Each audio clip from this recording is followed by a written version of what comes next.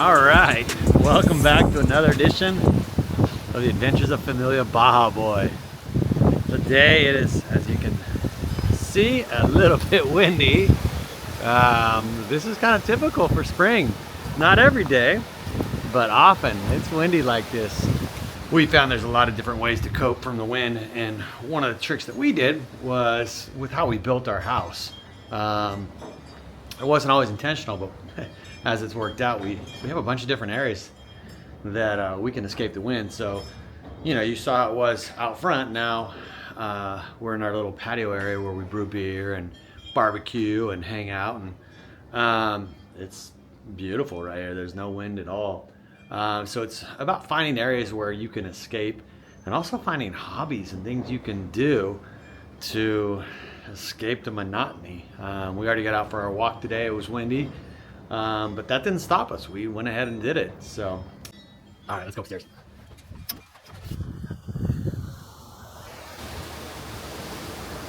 Ooh, here it comes.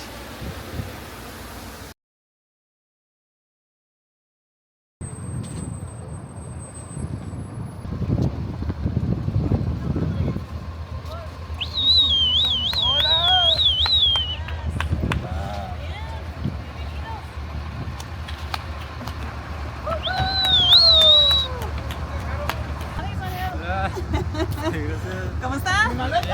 Bien, bienvenido. Por fin.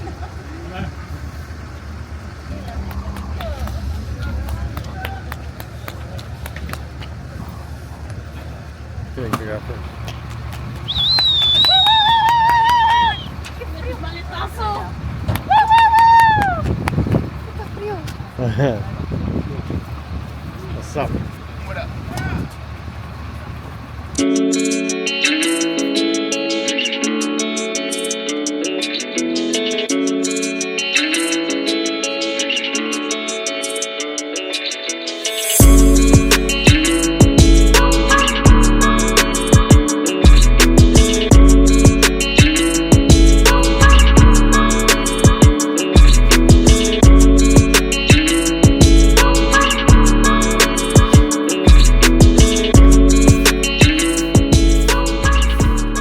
It blows my mind how quickly the weather can change here. Yesterday was windy, and I don't know, it's kind of cold. It wasn't super cold, but now it's like I'm walking 7:45 in the morning, and I almost don't need this hoodie.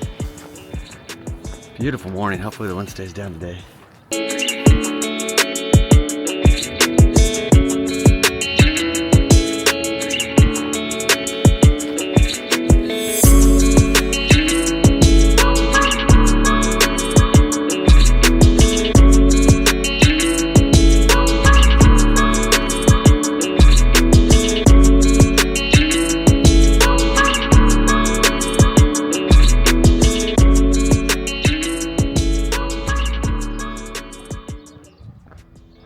Well, we survived another weekend. This time it was without the kids. They had a big adventure for their Olympics. I survived my 57th birthday. Actually, it's on leap year, so I really didn't have a birthday, but we still had fun. And let's see what else. We survived the windstorm. Lobster season's over. Anything else that happened this weekend? Quiet. Found some good hikes. And now let's start a new week.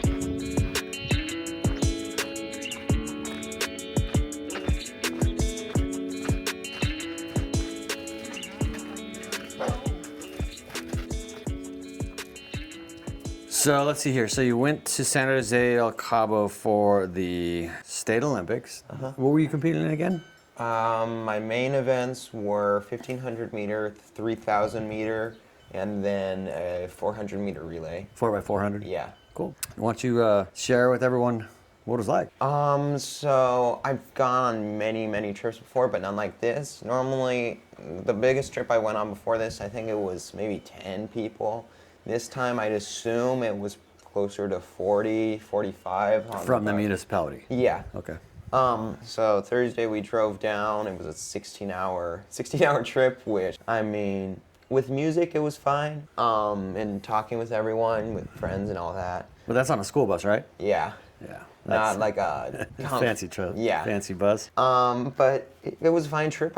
I woke up at like 3 in the morning. We got there at like 8 p.m. So it was. And then you had to race the very next day, right? Yeah. But honestly, even though like throughout the trip there was very few chances for sleep, it never really affected me negatively. Yeah. I kind of just got used to it. So Friday was my first competition. The whole event center, there was of course a track, and then it was a bunch of other places there around. There was a basketball center right across the street. There was a big concha. There was a baseball field on the side. So like if you wanted, you could just walk around for a while, and there was a lot of open space, so you could warm up or That's cool. go to eat. Yeah, it's cool. So we got to watch a lot of the events live streamed on TV, which is kind of cool. So I kind of understand what you're saying.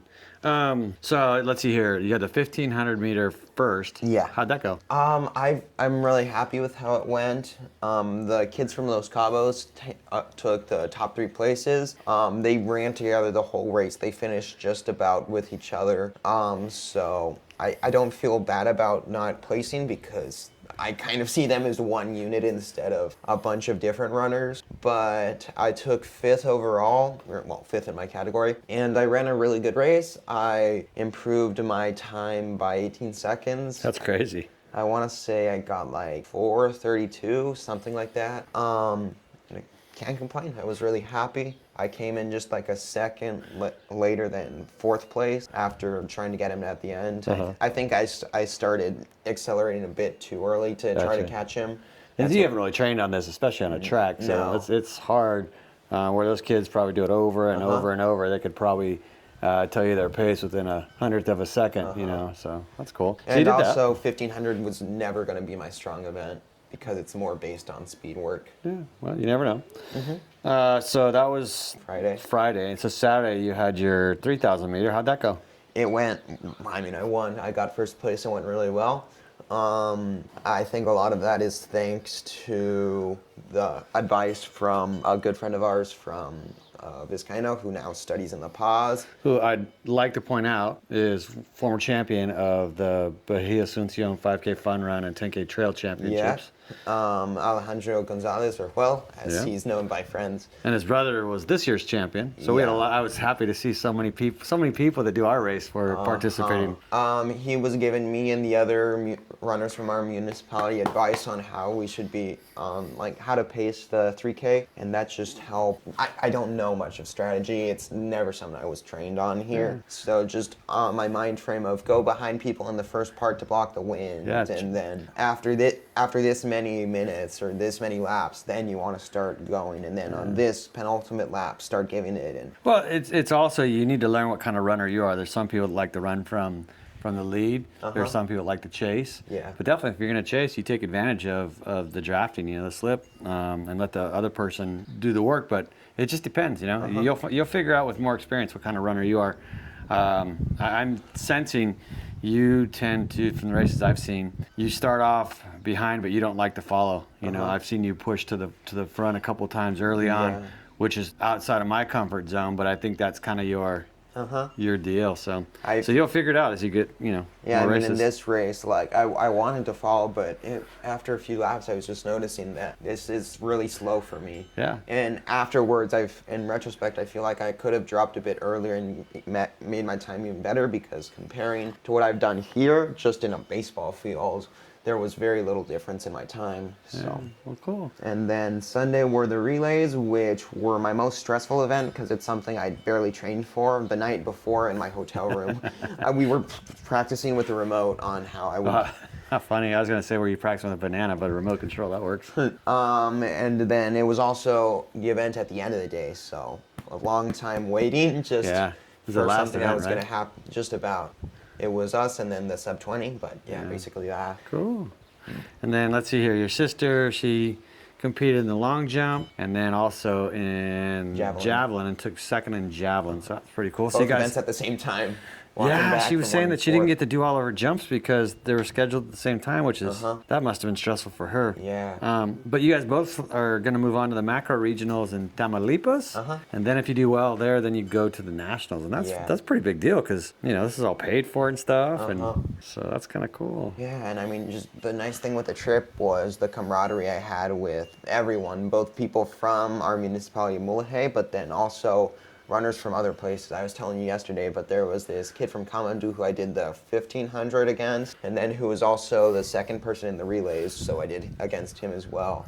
And we were just supporting each other the whole time. And you should have asked him if he saw me stalking them the week before. So that's cool. Yeah, it's cool just watching how many kids I recognize from the events, and it's kind of cool. It's such a big state, but we know a lot of people from these events, and it's just a cool part of living down here. And I mean, I got really lucky with my roommates. They were all really chill people. 4 of them well, 3 of them were already close friends of mine from past events like our races here. So, and then I was doing the relays with them, so it was just cool to always have people I knew at arm's length while also getting to know them better, because we have so little time together. Yeah, well, it's definitely good to have you home. I know these two and Zeus been going crazy without you guys here. Yeah. So, well, cool. Well, thanks for sharing your story with us, and good to have you home. And let's see here. So you actually go to the national competition for mathematics. April 2nd and 4th. Yeah, the first part of April, and then 2 weeks later, then you turn around and go to. And where's that again? It's in the Yucatan, someplace. My math is in Yucatan, and then these macros are going to be in Tamaulipas. Yeah. Well, cool. Pretty exciting news. Pretty crazy. If you'd asked me 4 years ago if my kids would be traveling around the country on, representing not only in sports but in academics, I might have said yes, they're doing it, but I wouldn't have expected it to be covered by the government. So it's a cool deal. Yeah. Cool deal. Well, another day living in Mexico, and these two want to play now. All right. Well, thanks a lot, buddy.